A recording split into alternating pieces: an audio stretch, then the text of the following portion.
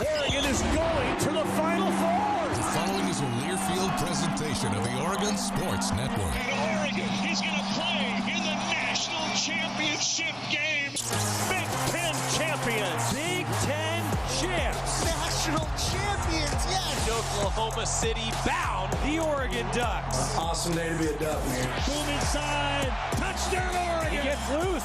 Fires. Hits. Pops the three. Oh, yeah. It's all Oregon. This is Duck Insider. Duck Insider. It's about how to be a group of people that know how to love each other to the absolute fullest. Pleasure, joy to be with them each and every day, and I can't wait for the future. It's just fun to be a part of a community that cares, that is passionate, and when we come together, powerful things can happen.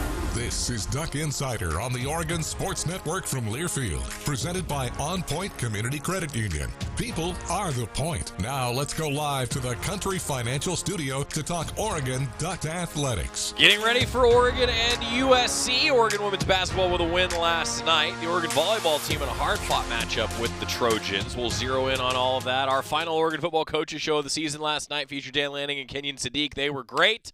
Well done.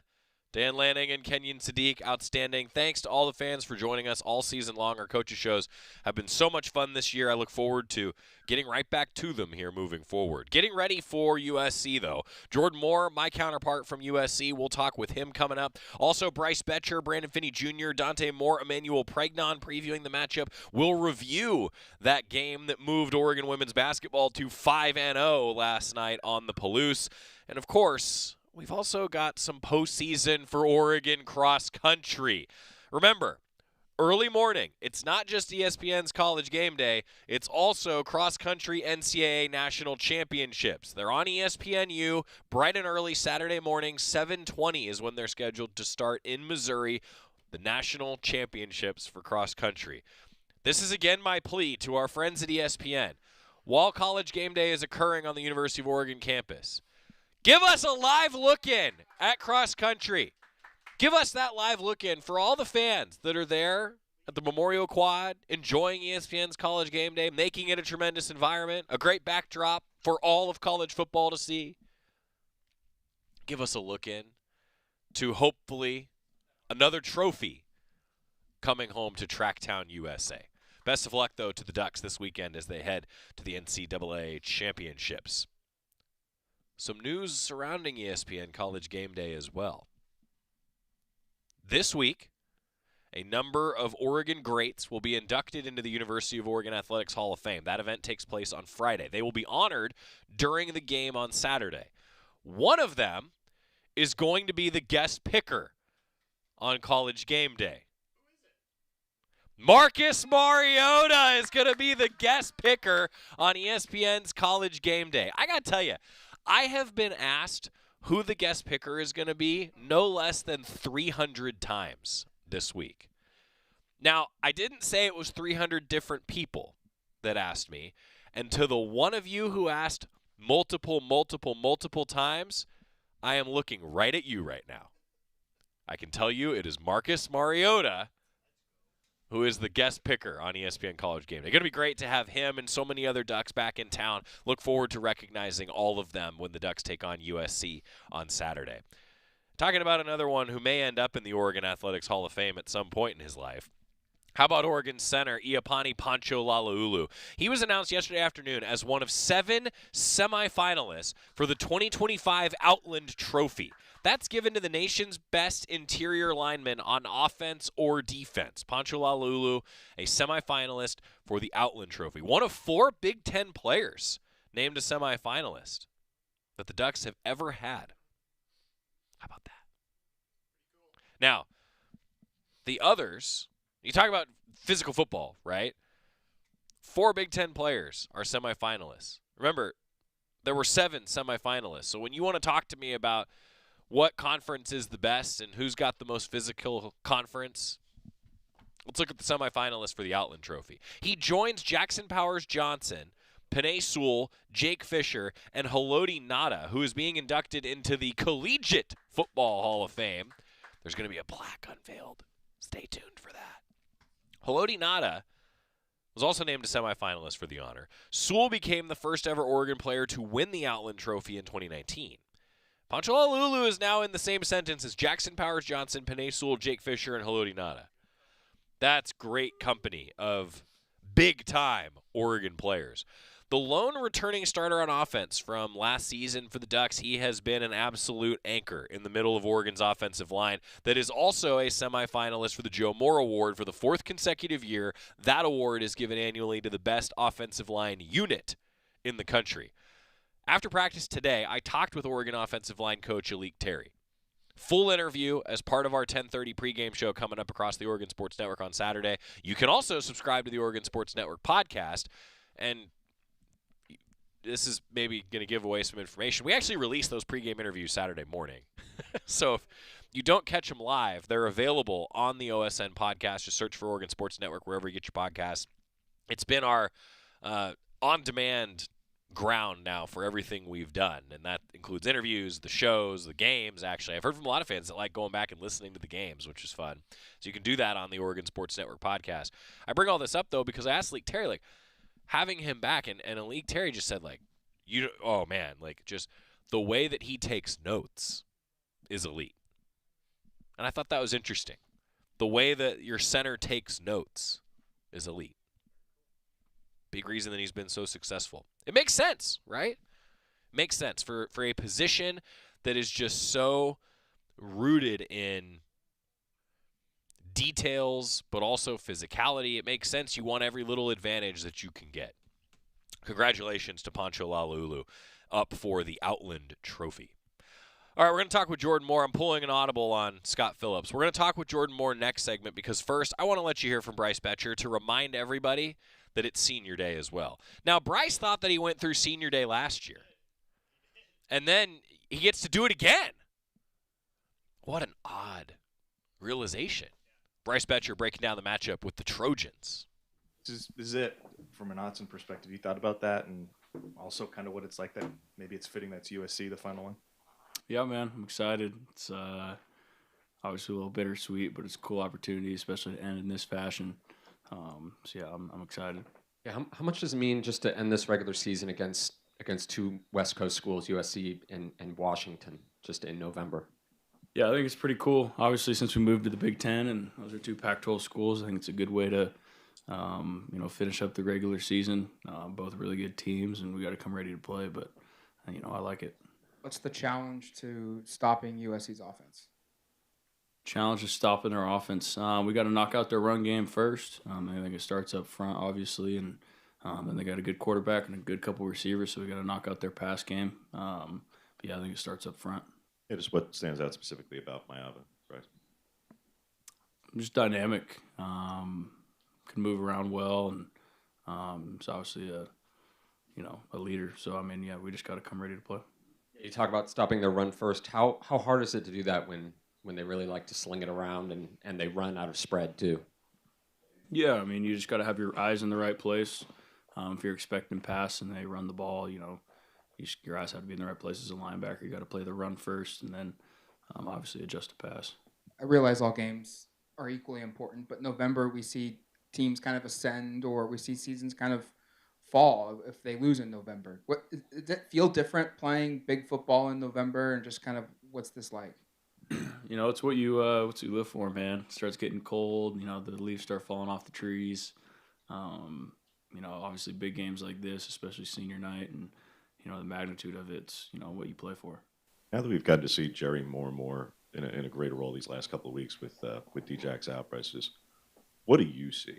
Like, not just on the field with him, but then when you're going back in film room when he plays more snaps in a game than he did in the whole season now, in a bigger sample. What are you seeing in terms of just how good he's playing? Yeah, he's playing really good, man. He's quiet. He doesn't talk a whole lot, but he's way smarter than you'd think, man, for being a younger guy. The one that hasn't gotten that many snaps in the past. He knows what's going on. He knows what the offense is doing. He's just ball savvy. Like sometimes I'll ask him, like, "Hey, dude, like, what are you looking at when you see the quarterback and where he's going to throw it?" And like he has the little nuggets and little keys that is definitely wise beyond his years. So he's fun to play with. What are the emotions going to be like before the game on Saturday coming out, senior day? What's that going to be like for you? Yeah, they'll definitely be high. Got a lot of family and friends coming, so definitely take my moment to enjoy it there. But then obviously come first first snap, it's, and kick off, it's game time.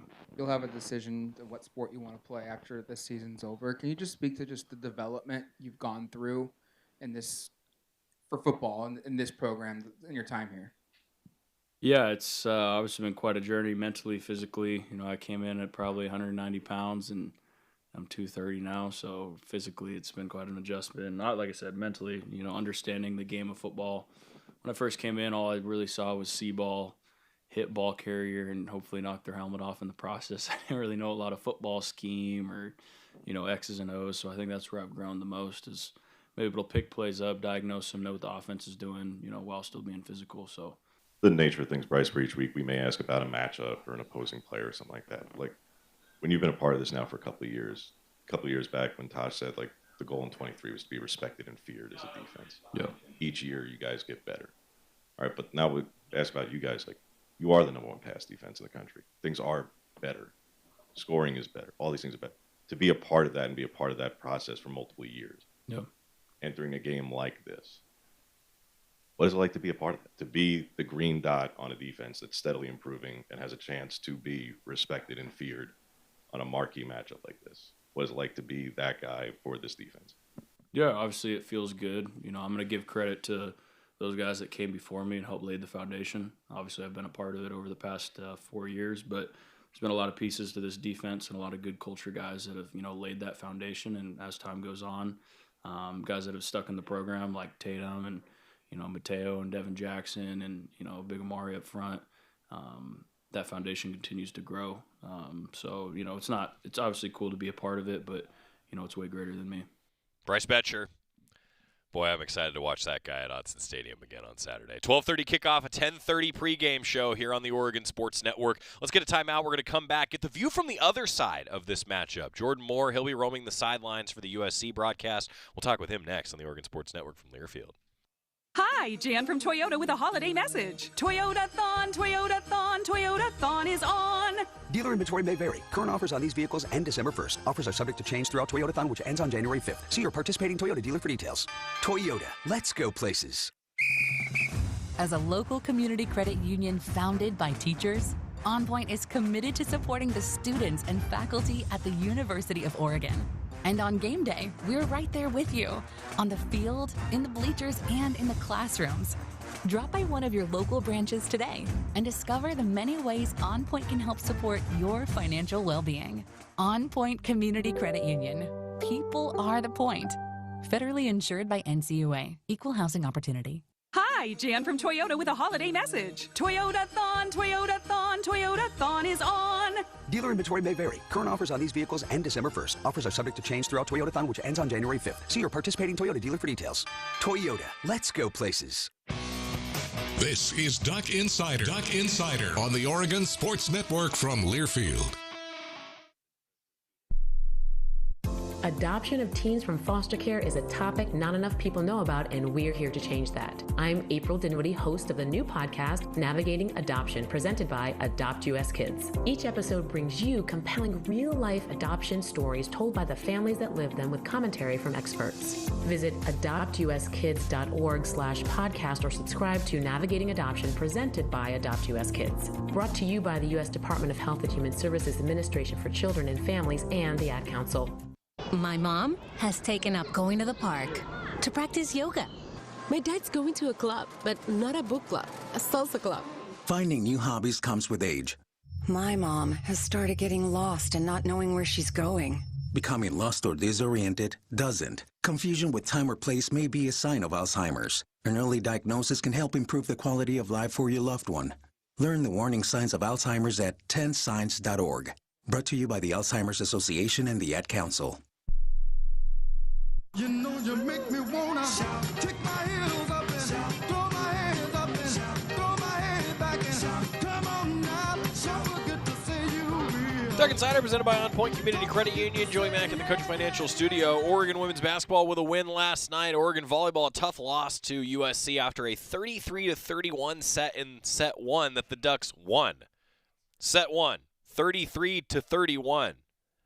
marathon of a set. But then credit to the Trojans. Came back and won the next 3 to get it done at Matthew Knight Arena. We'll talk a little bit more about that as it kicks off USC week here at the University of Oregon. Jordan Moore, my colleague from USC, wears a lot of hats in the Trojan Athletic Department at USC. He'll be roaming the sidelines doing pregame for this matchup between the Ducks and the Trojans with a 12:30 kickoff on CBS on Saturday. We talked with him earlier this week about this matchup and what to expect, the view from the Trojan side of things. Meaningful games in the month of November. That's what Oregon wants to be playing in. That's what USC wants to be playing in. Jordan Moore, USC, I'm just going to say content broadcast savant. Is that I don't know about savant. Is that a good title for you? I mean, come on. Certainly have a lot of things going on, especially this time of year, crossover season with football and basketball and everything going on with athletics. But looking forward to hitting the road and just getting to concentrate on one game, and it's a big one. Yeah, it is a big one. So tell us about the season so far. Expectations heading in versus where USC is now. Yeah, I mean, I think that's always how do you judge a season, right? I think there's people at USC, and when I say people, fans and the people around the program who look at every season like it's championship or bust. You should go 11-1, you should go 12-0 every single season. But the truth is, the last 2 seasons wouldn't lead you down that road at all. They're coming off years where they were just above 500. So this season is clearly progress. It's a little bit of a final exam kind of feeling on Saturday to see how much progress has been made. But there are real signs of growth in this program, particularly with the transition to the Big Ten and the ability to compete at the line of scrimmage and beat a Michigan and beat an Iowa and hold up physically in a way that this program needs to do if it does want to get back to those national championship heights. Yeah, you bring up an interesting point there, though, because I think Oregon and USC, the West Coast maybe nationally, we've all seen what the national narrative is. Oh, it's speed, it's skill positions, and they don't have the trenches. But I think both of these programs, I would say, Jordan, have now demonstrated that they do in fact have a lot of talent in the trenches. In back-to-back weeks, I watched you guys play Iowa in Iowa, and I thought flat out just beat Iowa at Iowa's game. I mean, I didn't think Oregon, was able to utilize its speed or its sort of weapons that much in that contest, in the rain, on the road, cold, all that kind of stuff. And you just kind of had to win a physical, grinded-out game against Iowa. And then the Trojans a week later, just pouring rain at the Coliseum, weather that we're not used to. So kind of everything favoring Iowa in that regard. And then the Trojans came out super flat and they're down big. And you're going, well, this is just Iowa's dream, right? Now they could just pound it and grind the Trojans down. And they weren't able to do it because USC's dominated the line of scrimmage in the second half and pulled away. But I think the West Coast schools as a whole, almost across the board in sports, I think the Big Ten, maybe women's volleyball is truly elite. But my take over 2 years is that the schools out west have more than held their own coming over to this league in a lot of ways. I mean, Oregon football just ran through it last year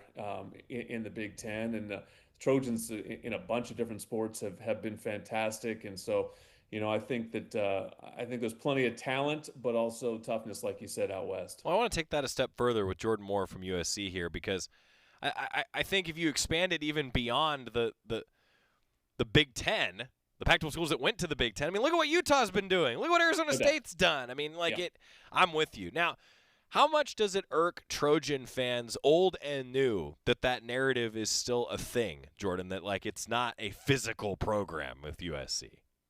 Well, I think in USC's case, there's some truth to it, and that probably irks them more than anything. And this extends well beyond the Lincoln Riley era, but, we lost our physical defensive identity in the post-Pete Carroll years. I mean, that's just the truth of it. USC has been elite at quarterback for 25 years, elite at wide receiver. The last 15 years, you look at the NFL, maybe Ohio State's the only school, Ohio State, LSU, USC. I mean, that's where all these star NFL receivers are coming from. So the Trojans have continued to be elite in those categories. But, we used to produce offensive linemen in a Hall of Fame kind of way. We used to produce defensive linemen over and over again into the NFL. And that did kind of slow, if not stop, over the course of the last 15 years. And I think that there's just been an onus of getting that back. And I think people feel good that they're finally showing some progress in that area. Well, let's talk defense then first. What's been the report on the Trojan defense now heading into this matchup in Autzen? Really up and down. I mean, this is the group that honestly, we're well into the season, and I'm still not entirely sure what to expect from them on Saturday. Beginning of the season, they had an elite pass rush, but they had some issues in coverage because they were really young, particularly one of the cornerback spots, and so they were giving up a lot of big plays down the field. That tightened up a little bit as the season's gone on. They've just gotten better there, but also, as you've seen, there's such a wide range of opponents in this league. You go from teams that can just light you up to teams that have no interest in throwing the football. So the schedule transitioned a little bit, and then it just became about USC's run defense, which was fine in the beginning of the season, and then started to spring some leaks in the middle of the season. But lately, they've been elite second half after struggling in first halves. So it has been up and down. It's definitely an improvement with Danton Lynn running the show as the defensive coordinator.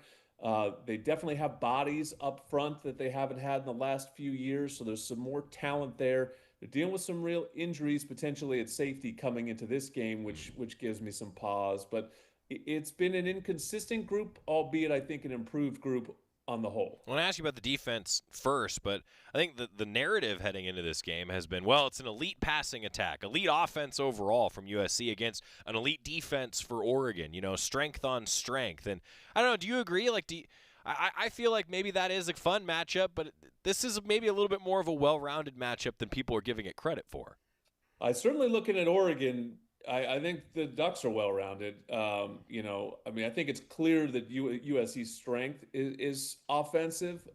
With that said, they have had moments of real dominant defense. I mean, they pitched a shutout last week in the second half, and that's why the Trojans were able to come back. Same thing in Nebraska. The offense really failed in that game for the Trojans on the road at Nebraska, and the defense basically won the game. So we've had much more of that than the earlier years of the Lincoln Riley era, where it was so imbalanced, the offense just having to carry the day as the defense struggled. Oregon, statistically, to me, I mean, obviously your audience knows better than me, but it doesn't look like there's a lot of holes. The Indiana game aside, Oregon's been really balanced. I think what's interesting about USC offensively is the offense is really balanced, maybe in a way that Oregon won't be used to seeing from USC, and that the Trojans are a team that throws for over 300 a game and rushes for over 200 a game. I mean, we haven't had stats like that since the heyday of 2005. So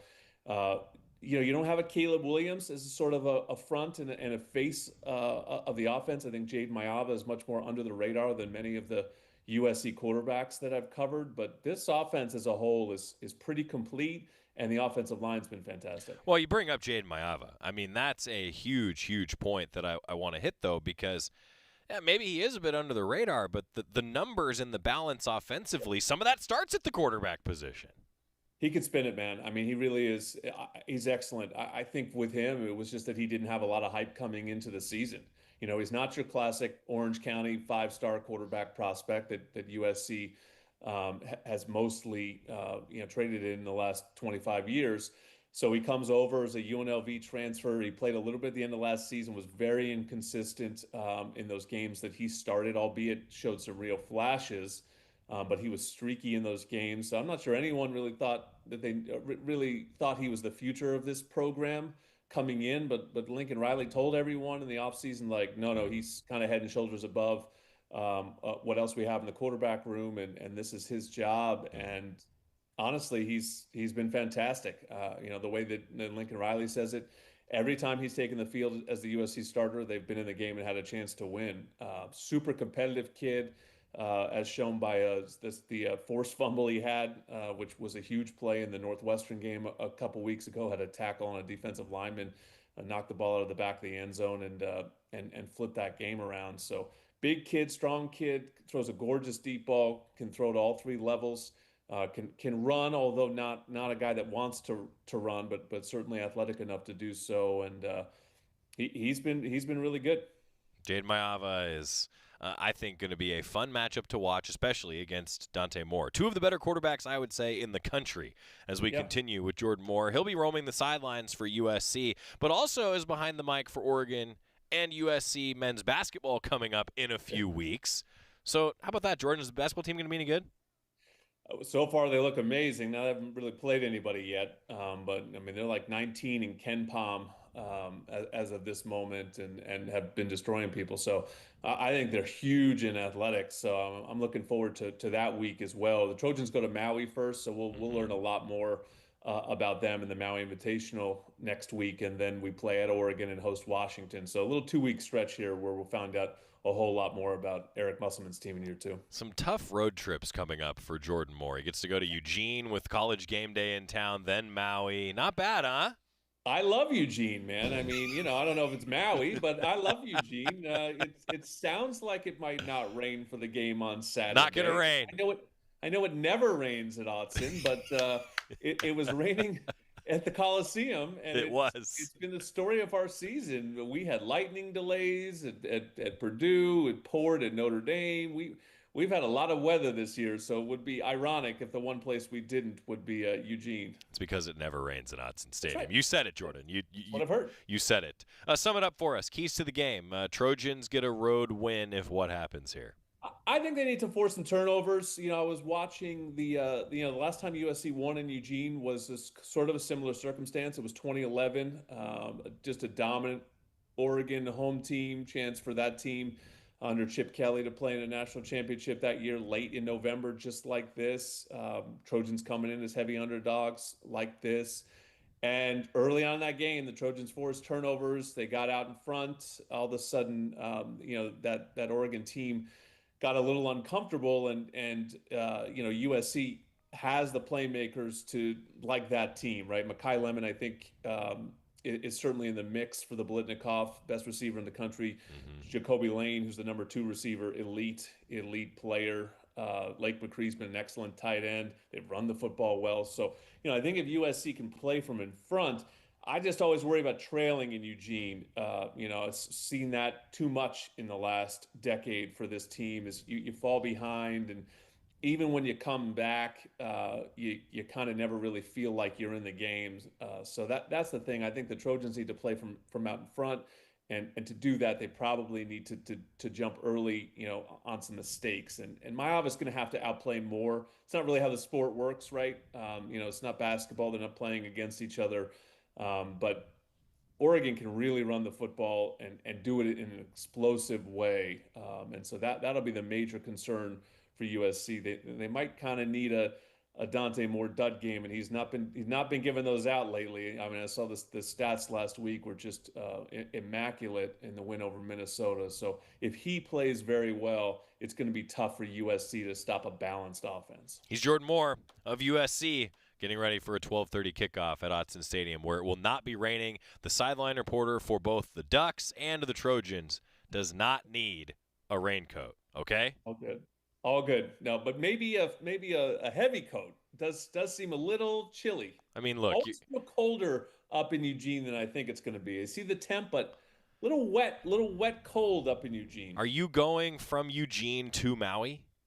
I am literally landing, and then the next morning waking up and going to Maui. So the body's going to be in temperature shock. Boy, that is quite the suitcase to pack. Jordan Moore, our guest. Hey, best of luck. Look forward to seeing you in the press box at Autzen on Saturday. All right, thanks so much. Jordan's great. Heavy coat to board shorts. Tough life. That was Jordan Moore from USC. We're going to get a timeout, come back, talk a little with Brandon Finney. Think about that key matchup, perhaps. Those wide receivers, very talented for the Trojans. Maybe one of the best quarterbacks in the country. It's nice to have him on your roster. Back after this on the Oregon Sports Network from Learfield. As a local community credit union founded by teachers, OnPoint is committed to supporting the students and faculty at the University of Oregon. And on game day, we're right there with you, on the field, in the bleachers, and in the classrooms. Drop by one of your local branches today and discover the many ways OnPoint can help support your financial well-being. OnPoint Community Credit Union. People are the point. Federally insured by NCUA. Equal housing opportunity. When life blindsides you with an injury, you need a team that's tough. For over 30 years, Morgan & Morgan has been fighting for the people. This season, we're proud to partner with Oregon Athletics. Because whether it's on the field or in the courtroom, we're both determined to do what it takes to win. Morgan & Morgan, proud partner of Oregon Athletics. Injured? Dial pound law. Morgan & Morgan, 10150 Southwest 6th Avenue, Portland. Prior results do not guarantee a similar outcome. Your daily dose of Oregon athletics. This is Duck Insider from Learfield. Man, I love my kids so much. I once sat for 3 hours in the cold rain to watch her soccer team lose by 18 goals. I love my kids so much, I once used a tube to suck snot out of her stuffed nose at 3 a.m. You win. Love your kids? Love them enough to make sure they're in the right car seat. From toddlers to tweens, visit nhtsa.gov/the right seat to find the right seat for their age and size. Keep them safe. Visit nhtsa.gov/the right seat. Brought to you by the National Highway Traffic Safety Administration and the Ad Council. Hear that? That's the sound of your life. Perfectly imperfect. Beating in rhythm to the world you've created. But every time you drive after drinking, the music gets drowned out. Your life sounds pretty great. Don't let a buzz ruin it. Buzz driving is drunk driving. Don't drive buzzed. A message from NHTSA and the Ad Council. I want you to know. I said I want you to know right now. You've been good to me, baby. Better than I've been to Duck Insider, presented by OnPoint Community Credit Union. Joey Mack in the Country Financial Studio. Heard from Bryce Betcher, Jordan Moore, and if you're just joining us, Marcus Mariota is the guest picker on Saturday. Looking forward to having Marcus back in town. There's a lot going on, actually, around the Oregon Athletic Department, Eugene community this weekend.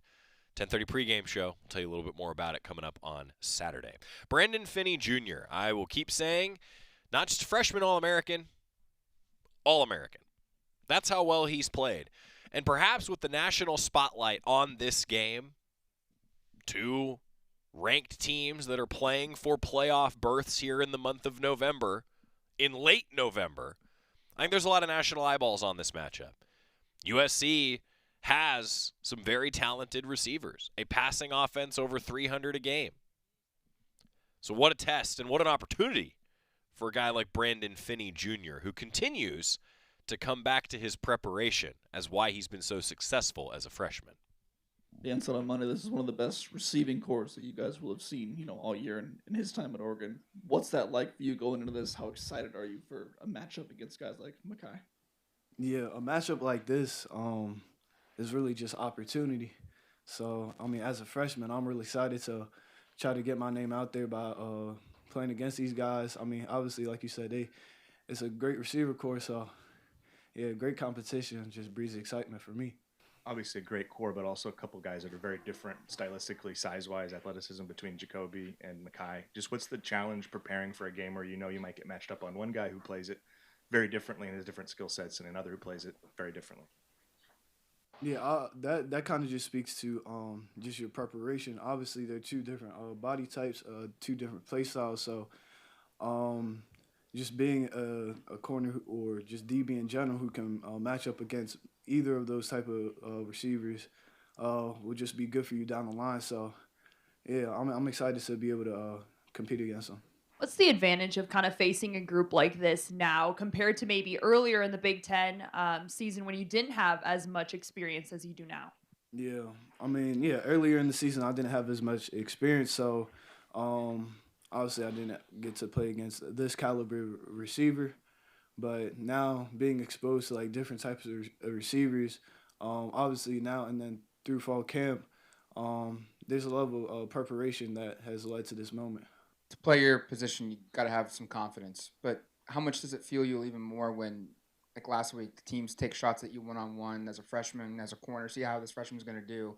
Does that fuel you a little bit? And just kind of what's your perception when that happens, when they just charge at you multiple times?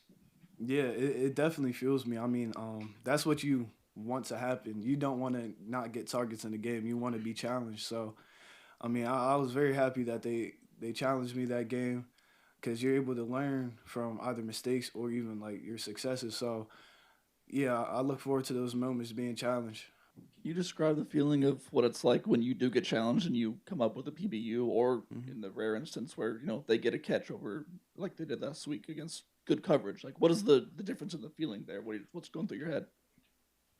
I mean, I try to keep it relatively the same. I mean, like I said, successes and failures, I try to learn from both. So, I mean, corner's a position where you have to play with confidence, but you also have to maintain a certain level of level-headedness. So, I mean, make a big play, celebrate with your teammates, reset, get a ball caught on you, reset, next play. It's not the end of the world.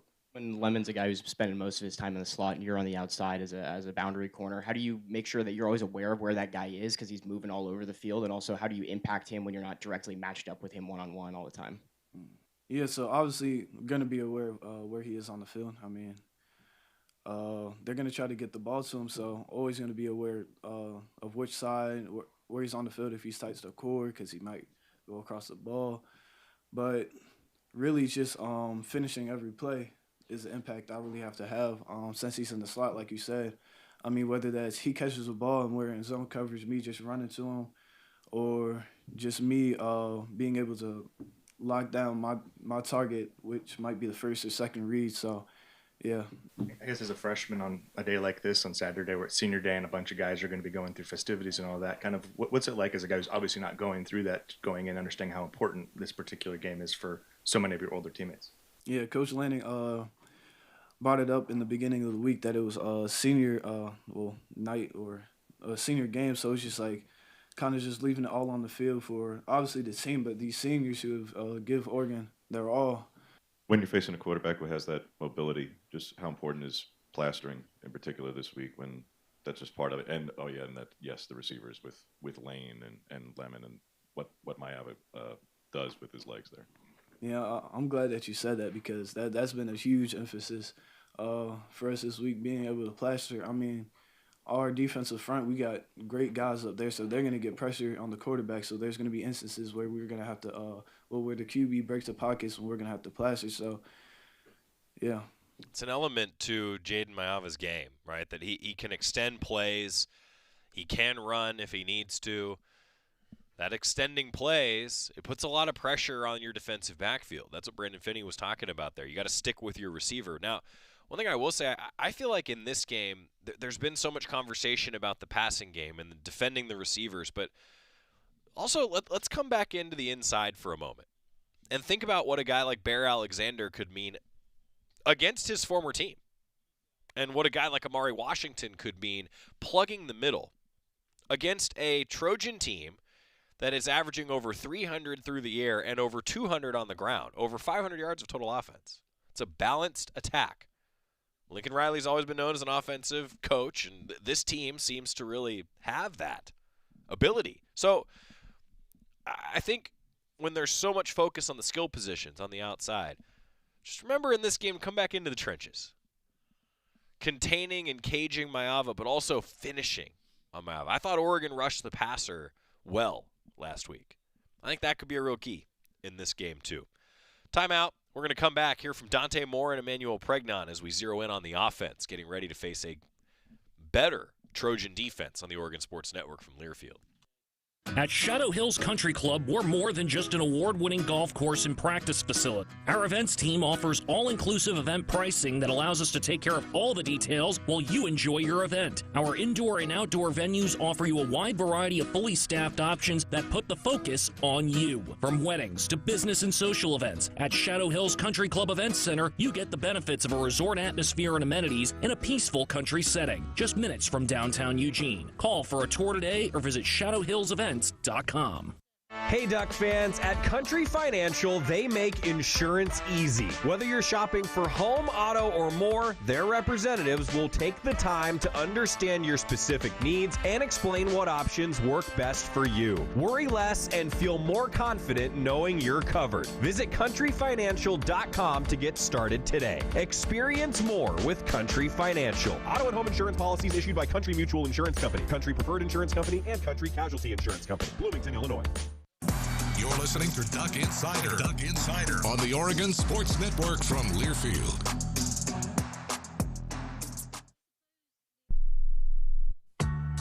When you're high, you feel different. You think different, you talk different, you draw different, you listen to music different, but you probably knew that. Problem is, you also drive different, and not in a good way. That's why driving high is illegal everywhere. So if you're high, just don't drive. Make a plan to get a sober ride. Because if you feel different, you drive different. Brought to you by NHTSA and the Ad Council. I'm Chris Jakimick. I served in the United States Air Force and I deployed 3 times. Being a veteran, it's interwoven into your DNA. It is really the absence of the connection and the purpose that can really drive a lot of veterans to some negative thoughts. For those who are in a suicidal crisis, the window of time to save somebody's life is very short. Our duty is to protect ourselves and protect our families. And one way you can do that is store your weapons safely. Store all your guns securely. Help stop suicide. Brought to you by End Family Fire and the Ad Council.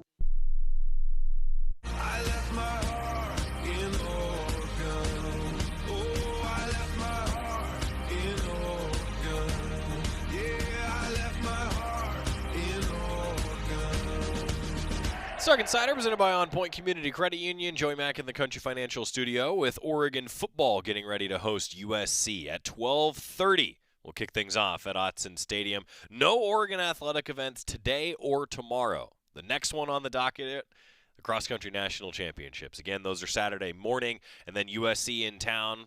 Wear black for the game against USC. 12:30 kick, 10:30 pregame show. Dante Moore coming off a record-setting performance, and it seemed like one of those storybook moments when right before Marcus Mariota is going to be back on campus, Dante Moore breaks his completion percentage record.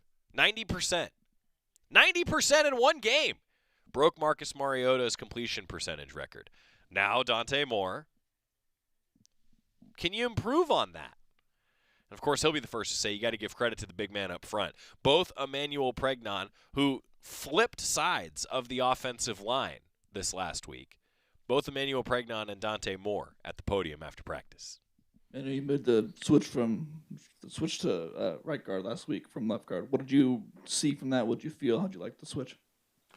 Yeah, I thought the switch was pretty good. My mentality is just being whatever the team needs, so I just felt like the transition was good. I felt good.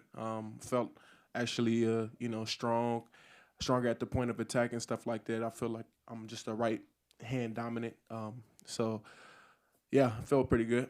For you, Emmanuel, again, I guess, what's this week going to be like going against a bunch of people you know really, really well? Is it different? How do you kind of approach things this week?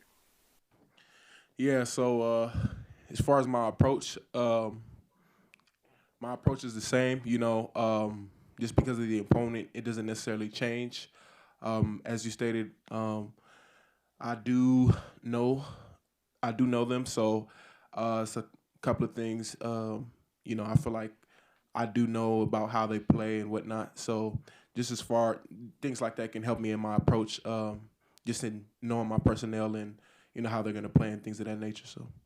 When you with flipping sides in the line, because you guys run duo so well, have so much and have done it so well this year, when you're working those double teams, what was the adjustment there when you're working with Poncho from the other side, working with Harkey, just because that's it's one where you have to work with people on that specific run call? Got you.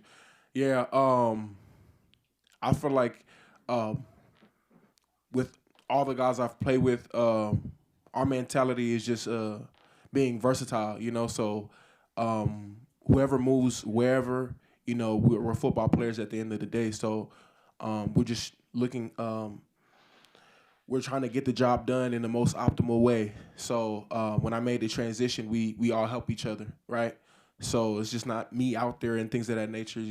It's a couple of reminders and things like that we give each other, or that that we remind each other, for all five of us to be successful. So, yeah, just making that transition and things of that nature. I don't feel like we skipped a beat because we do that. So. Dante, what was your experience kind of like growing up watching Marcus and be able to honor him kind of this week, have him be inducted into the Hall of Fame? And what has his impact kind of been on you since you've been at Oregon? Yeah, growing up, he's a quarterback that everybody loved watching. He's for sure a GOAT around here at the University of Oregon. He's somebody that as a quarterback you just love watching play. Watching him in the NFL currently and in college of him just making plays. But overall, I mean, just got to give his kudos and his congratulations. He deserves it for sure. It's gonna be a great moment for him. I know he'd probably be really emotional. I'm glad I'm there to be able to support him with that. But overall, he's just been a great dude. He's helped his quarterbacks out a lot by just giving him his input of the game of football. But just in general, I mean, it's gonna be his day, and we're all glad that he's gonna be inducted. Dante, what do you see from this SC defense, and how similar schematically is what Danton Lynn is doing there now to what you faced as a freshman at UCLA? And is there any particular story or anecdote from your experience in dealing with him at practice every day as a freshman?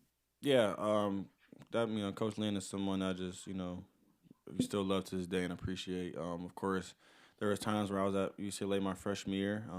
He was giving me defensive looks that I had no clue about. I was 17 years old at practice, and after practice, I'd be like, Coach, what was this coverage? What was this coverage? And he was just throwing me so many different looks to help me prepare, currently for today. But overall, I mean, that's a great defensive coordinator. He has a great defense side of the ball, great playmakers. I just got to make sure pre-snap I just find a good disguise and, find out, where the boundary safety's at and things of that nature. But it's going to be a great game, and they have a good defensive coordinator. Dante, you obviously did a lot of things really well on Friday night. After watching the film, where do you feel like you can still improve? Obviously, 3 incompletions, but obviously I'm sure there are things that you want to improve on. Where is that? Yeah, I'll say ball placement. There's been many times where the receivers, of course, have to go up there and make catches for me, and that's just the game of football. Of course, every pass won't be perfect, but as a quarterback, you want it to be perfect. Kenny did a great job making spectacular catches. J-Mac, Jamari, just everybody across the whole board. So I feel like just ball placement is the biggest thing. We had great communication out there. We had a great run game. Shout out E-Man, everybody getting the push up front, but just ball placement would be the best thing for me. Kind of following up on that with ball placement, how much does that change when the personnel changes in terms of where each individual player likes the ball? Is that kind of a bit of a learning curve you're having to go through? And how do you feel like maybe you've progressed now, having had several games with this group as opposed to some of the other players who are playing? Yeah, as a quarterback, you want to make sure you give everybody on the team their comfort. As a receiver, there can be people that, like Malik, example, can get the ball at any radius, but him with his speed, he loves the deep ball. He loves to go run underneath them, but just in general, like you said, different personnels. Having Kenyon that runs 23 miles per hour and it's like he's flying full speed. You don't know where to put him at. But just in general, I mean, you always got to find that comfort with the receivers, and that just comes from repetition at practice. We do a great job just getting reps, during indie period and during team period. So, like I said, just in general, is just putting the ball in the receiver's body. Of course, is the best thing to do for any receiver. But at the end of the day, I got to find everybody's comfort and make sure they get the ball where they want it. Daniel, we've seen Bear kind of really develop into the player a lot of people have thought he could be this year. You've been going against him not just this year in practice, but the last couple of years at USC as well. What have you seen from him that has really unlocked his development to become the player he is now this year? Yeah. First off, shout out Bear, man. Great guy. We've known each other for, like you said, the last 3 years now. And shoot, ever since I arrived at SC, we battled. Football is a game of growth, right? And so we all have growth stages in our life and within the game of football. And when I got to SC, I feel like as far as just making that transition and seeing like different type of players and style of play with the player like Bear, he most definitely I would say got me to that level. Introduced me to a new level, a new game, and stuff like that, and just I was able to verse myself of how D linemen play with a different type of force and tenacity and stuff like that, and I feel like that just prepared me overall, to be equipped with any D lineman that I go against. So, Dante, you talked throughout the year about perspective and having perspective, both good times, bad times, and like. when there's a game like this with the stakes that there are, and people can talk about pressure and pressures of privilege and stuff, how do you approach it in terms of, I suppose it's not mutually exclusive, right? Like, it could be both pressure, but also like, this is fun, right? This is kind of like what you're here for. Mm-hmm. So how do you approach it mentally of like appreciating all that there is, both pressure and, yes, this is what you're here for? Yeah, it kind of just takes me back to my younger self. It could be Little League, it can be high school, it can be times where there's a lot of stakes on the line. I mean, this year we played at Penn State, we played Indiana at home, we played at Iowa, 2-minute drive. I mean, there's so many situations that has had so much emotion into it. But I kind of feel like this game, of course, is another opponent. Of course, our goal every week is to go 1-0. So a lot of people say a lot of stakes on the line, season on the line. I mean, at the end of the day, like, I'm here to, ride or die with my brothers. I feel like we're going to go out there and compete and have fun. And I feel like when we're having fun, that's when we're at our best. I think that's true so often in life and sport, whatever, right? Like, you're having fun, usually good things tend to happen. Sometimes, though, that's a cycle, right? Like, you're having fun because good things are happening. And that's what the Ducks are enjoying right now. Things have been going well, but a big test against USC. Tomorrow, Jerry and Jorgie will join us. We'll break it all down. We'll talk picks. We'll dive into the whole national narrative, everything, as we get ready for Oregon and USC. Timeout, though, here on the show today. And when we come back, looking around the Oregon Athletic Department, a couple undefeated basketball teams here on the Oregon Sports Network from Learfield.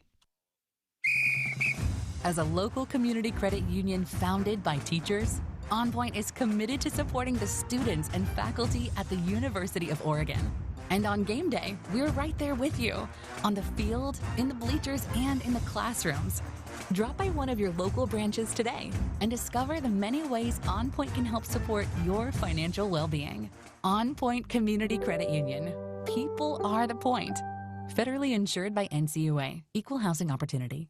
We know you turn to the Duck Store for all your game day needs. And for students at the University of Oregon, it's even more. Class supplies, jobs, a seat on our board, a place to take a quick coffee break. Because we're your student-first, non-profit college store, every purchase you make directly supports the very community we serve. From working in our counters to studying in the classroom, from directing our stores to cheering in the stands, the people we serve, the students, are the very people who are the Duck Store. More Duck Insider coming up on the Oregon Sports Network from Learfield. This message is for Karina, our mom who finished her high school diploma at age 28. Hi, Mom. It's Amethyst and Nicholas. Congratulations on getting your diploma. You worked so hard and have taught us so much. We love you. When you graduate, they graduate. Finish your high school diploma for you and for them. Visit finishyourdiploma.org to find free and supportive adult education centers near you. Brought to you by the Dollar General Literacy Foundation and the Ad Council. You said you'd never buy your kid candy from the checkout aisle. Or forget extra diapers. You'd never lick your thumb to clean their face. Never, ever become a minivan mom. So when you say you'd never leave your child in a hot car, know it can happen. Cars get hot fast, and kids can be at risk in temperatures as low as 60 degrees Fahrenheit. Never happens. Before you leave the car, always stop, look, lock. Brought to you by NHTSA and the Ad Council.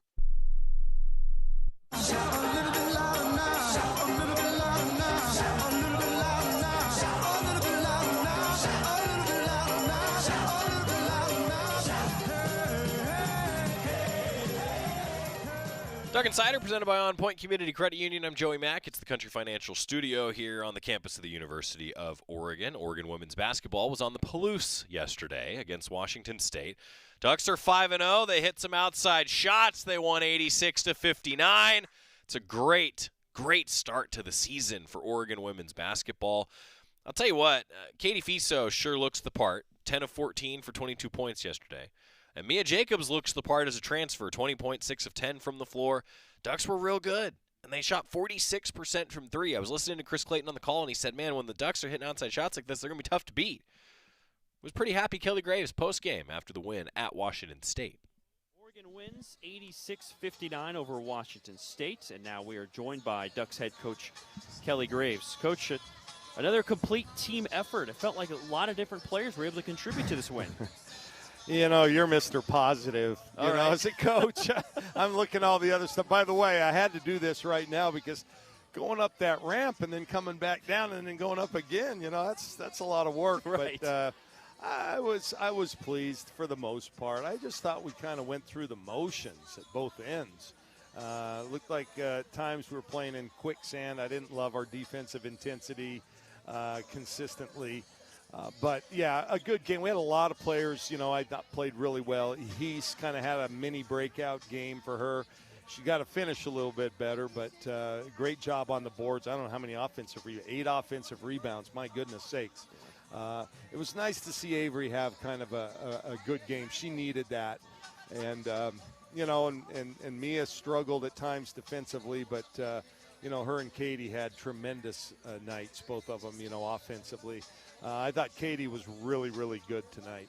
I think there was only 2 passes that she'd like to have back. But for the most part, it was a good effort, Again, 50% from the field.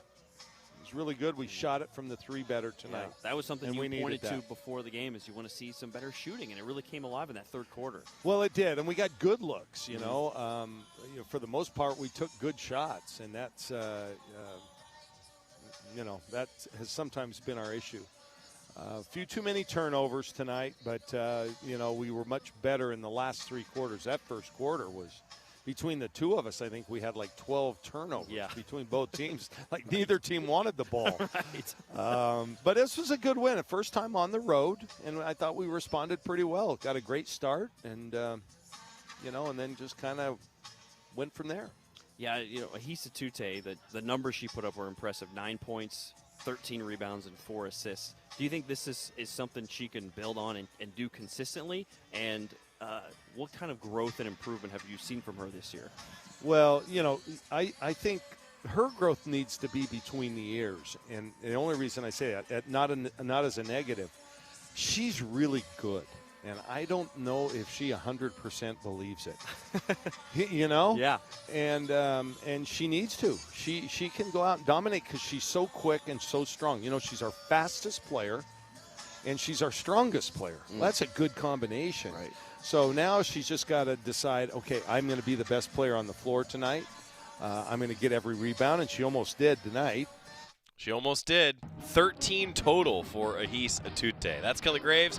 Ducks finished the game on an 11-0 run, and I love that he comes out and he goes, well, you're Mr. Positive, Chris. As a coach, I look at these. The Ducks won 86-59. That's a great non-conference road win for the Ducks. Always things to improve. I'm with you, Coach. Chris Clayton talking there with Kelly Graves. Tomorrow on the show, Jerry and Jorgie will be here. We're getting ready for some basketball tournaments as well. Nothing going on. See you tomorrow. We asked parents who adopted teens to share their journey. We just kind of knew from the beginning that we were family. They showcased a sense of love that I never had before. I mean, he's not only my parent, he's like my best friend. At the end of the day, it's all been worth it. I wouldn't change a thing about our lives. Learn